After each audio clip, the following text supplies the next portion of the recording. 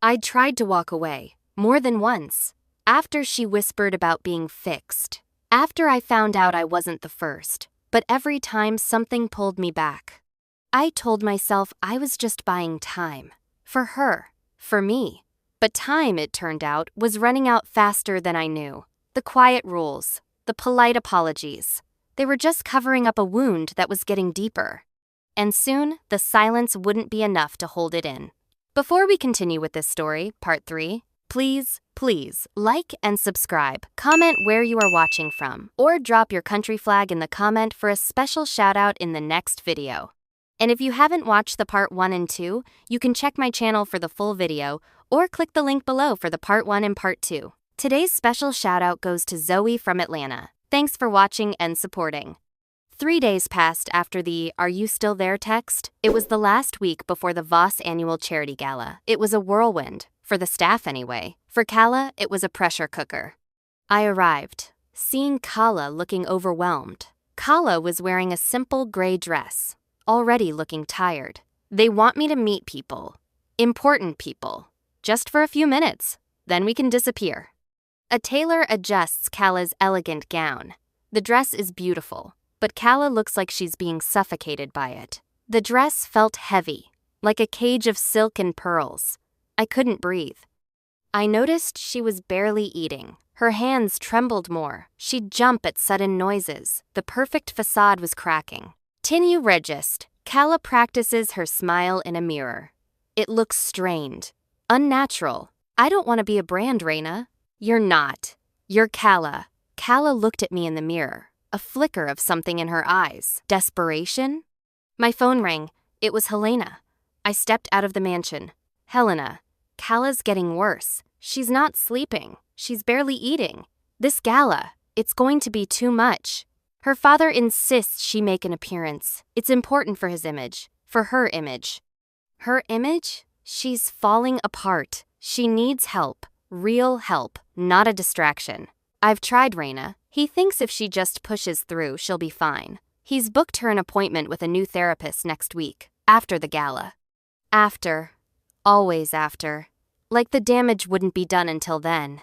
I hang up, frustration etched on my face. I stare at the mansion. A sense of dread wash over me. I knew then that I couldn't just be a paid friend anymore. I had to be more. The grand ballroom, glittering with chandeliers and elegant guests. Soft classical music plays. Kala stands beside her father, Frederick Voss, a stern, impeccably dressed man, trying to smile. She's in a stunning but restrictive gown. I was nearby, dressed simply but neatly, observing. The gala was everything Kala feared.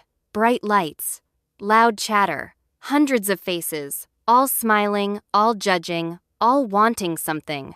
A photographer's flash goes off near Kala. She flinches visibly. Her father puts a hand on her back. A gesture meant to be reassuring, but it feels heavy. Frederick, smile, Kala.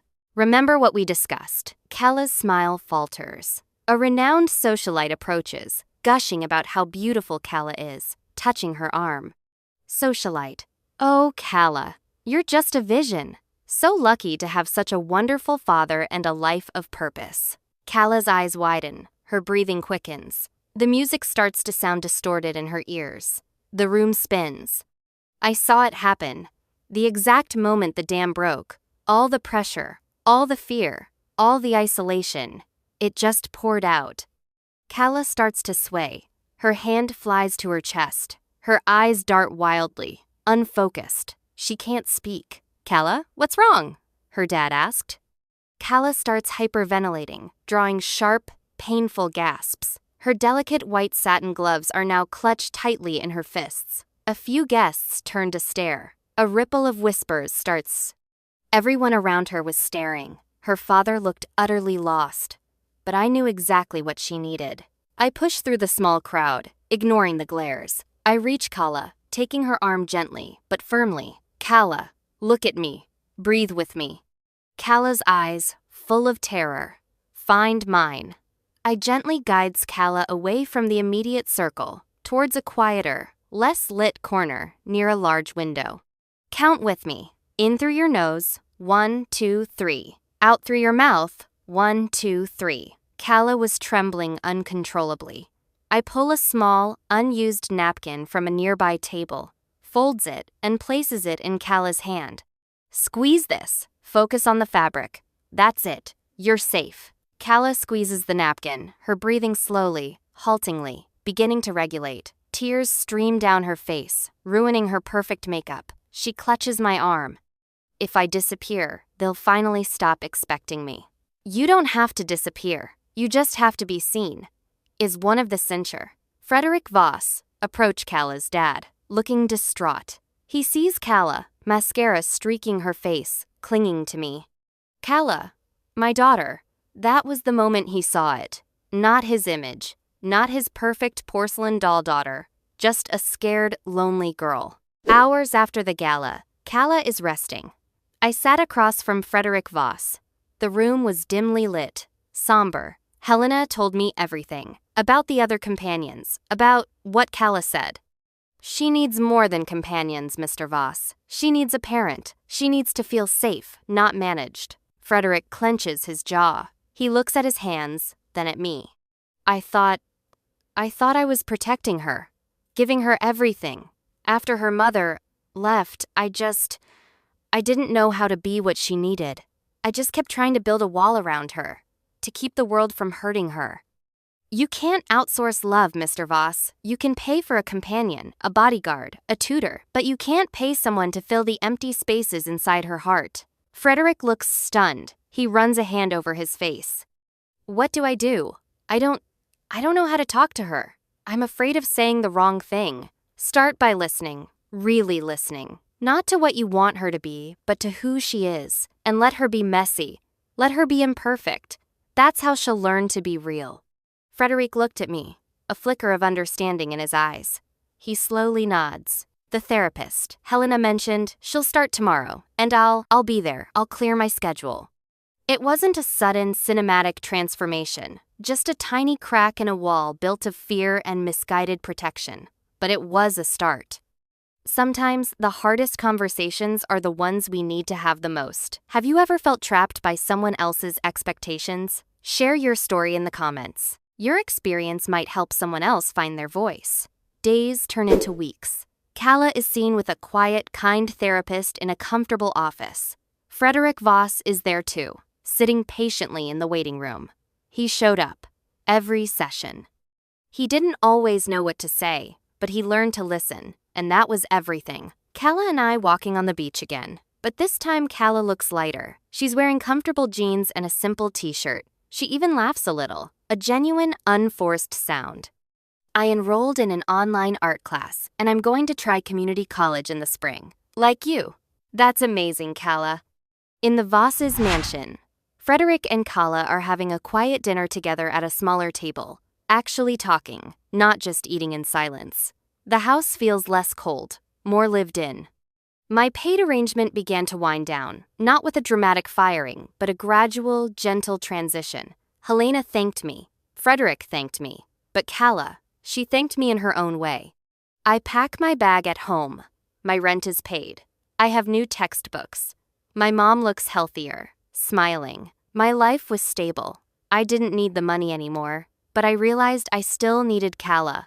Not as a job, but as a friend.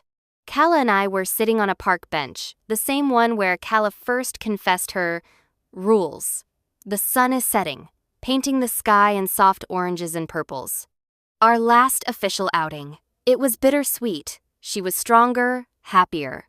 But it meant our time, in this strange, paid way, was ending. Calla reaches into her small bag and pulls out a small, intricately carved wooden bird, simple, but beautiful. My mother used to carve these, from driftwood she found on the beach. She said every bird had a song, even if you couldn't hear it. Calla hands the bird to Reina. This one. It's for you. It reminded me of your laugh. I hold the bird, feeling the smooth wood. My eyes well up. Calla then pulls out a small, folded piece of paper. And this? It's not much. Just a thought. I unfold the paper. It's a simple, handwritten note. Calla's handwriting. You were the first person who didn't try to own me, fix me, or use me. You just stayed. You made me feel like I'm allowed to exist. I looked up, tears blurring my vision. Kala gives her a small, genuine smile, the kind that reaches her eyes. I had come for the money, to stabilize my life, but I left with something far more precious. I left with a friend, and the knowledge that I had unknowingly become a lifeline. Kala stood up, gave me a quick, firm hug, something she never would have done before. Then she walked away, looking back and waving, no longer small or afraid. She walked into the sunset, not disappearing, but finally, truly, shining. I sat alone on the park bench, holding the wooden bird and the note. The sun has almost set, casting long, peaceful shadows. They say money can't buy happiness, and it definitely can't buy genuine connection. But sometimes, money can create the space for connection to grow. I was paid to be her friend, but what I learned was invaluable. Loneliness can exist in the biggest, most luxurious places. And sometimes, the most profound act of kindness isn't grand or heroic. It's just showing up and staying. So, what's your unfiltered tale? Have you ever found unexpected connection in the most unlikely circumstances? Or maybe you've been the person who just stayed when someone else needed it most. Share your story in the comments below. And if this tale touched your heart, please hit that like button. Subscribe for more unfiltered stories and consider sharing it with someone who might need to hear it. Because sometimes, just knowing you're not alone can change everything.